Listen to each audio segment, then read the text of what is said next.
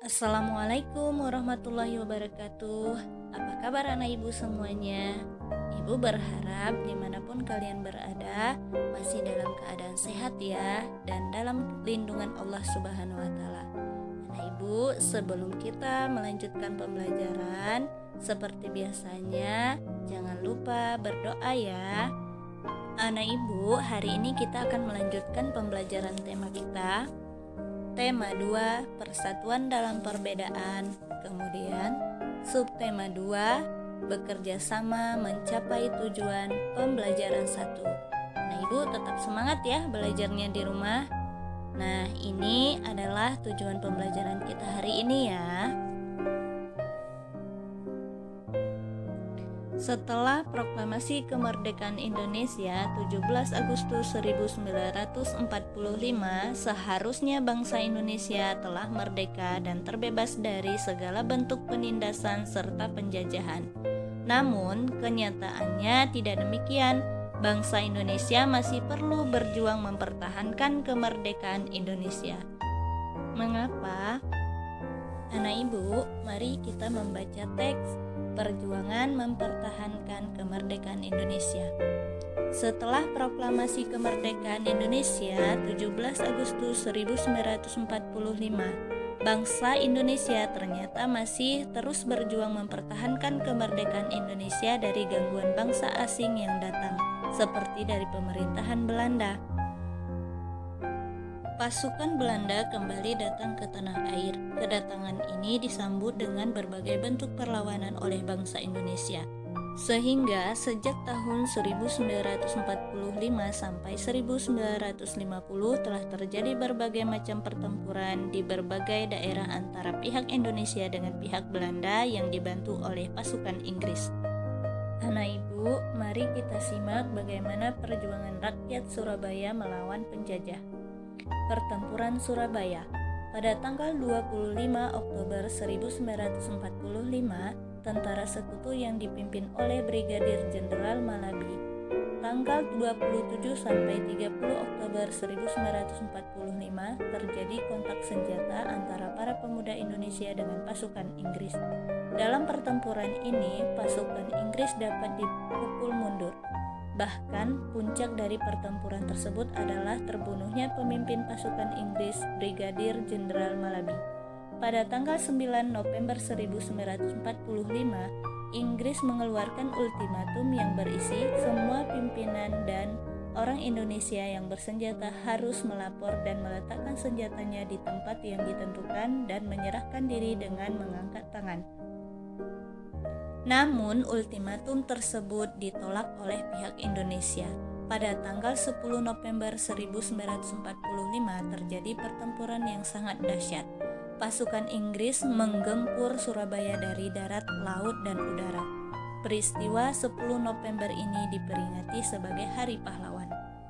Anak ibu, berdasarkan teks bacaan tadi, mari kita buat peta pikiran. Untuk membuat peta pikiran, kita temukan informasi menggunakan rumus kata 5W plus 1H, atau menggunakan kata tanya di mana, kapan, siapa, apa, mengapa, dan bagaimana. Yang pertama, where, di mana. Di mana terjadinya pertempuran Surabaya?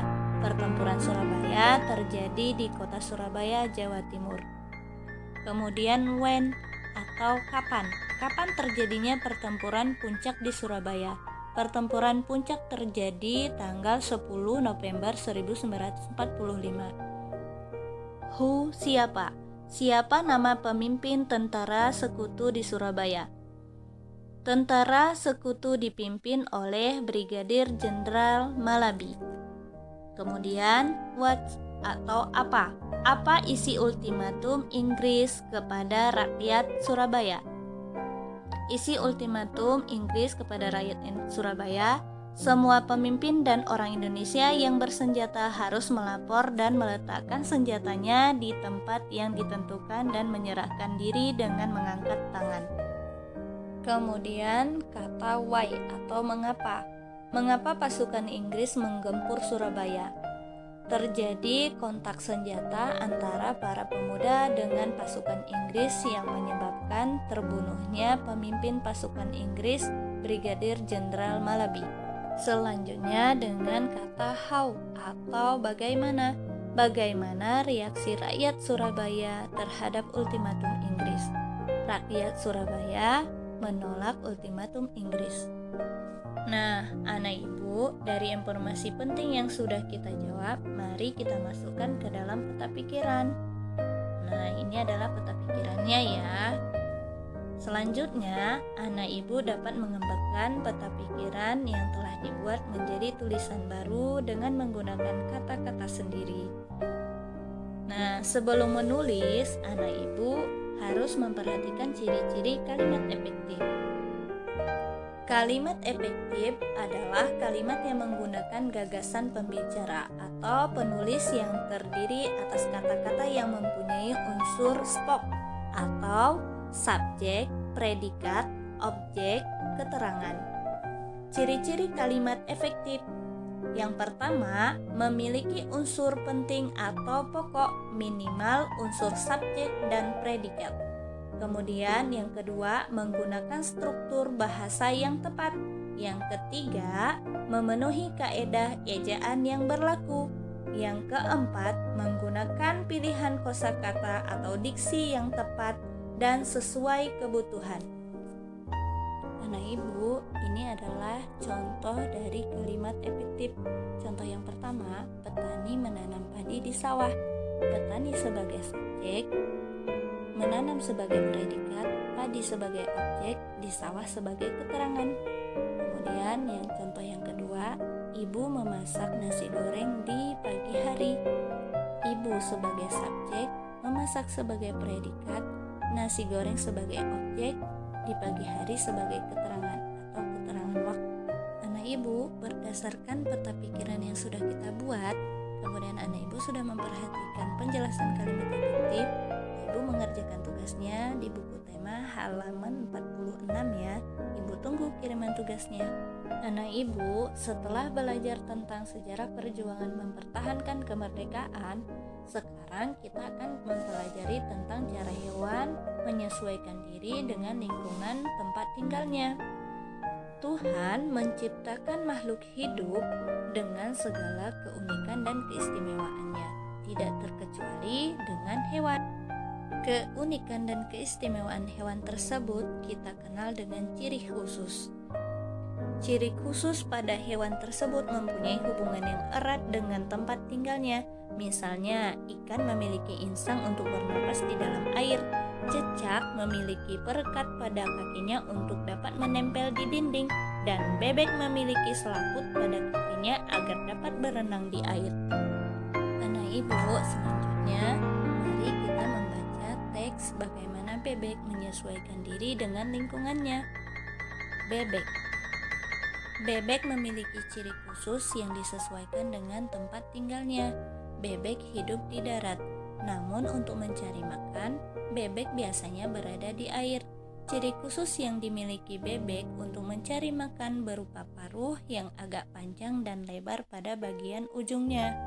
Bebek mencari makan di air, seperti kolam, sungai, sawah, atau danau yang dangkal. Bulu bebek dilapisi oleh minyak sehingga tidak basah jika terkena air.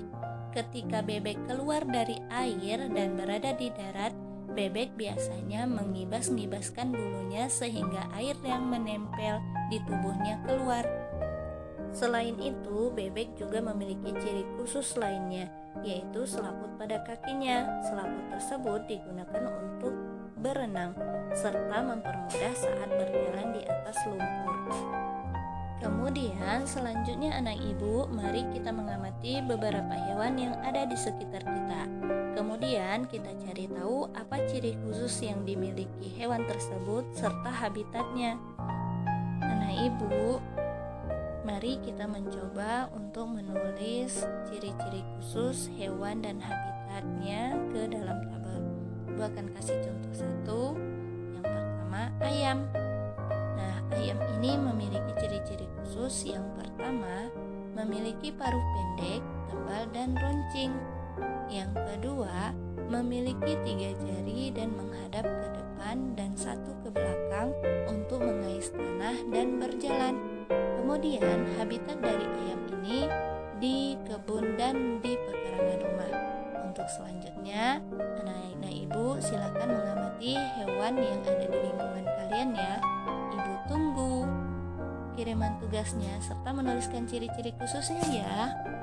Alhamdulillah anak ibu, hari ini kita sudah mempelajari tentang sejarah mempertahankan kemerdekaan dan mempelajari ciri-ciri kalimat efektif dan juga mempelajari ciri-ciri khusus daripada hewan dan habitatnya.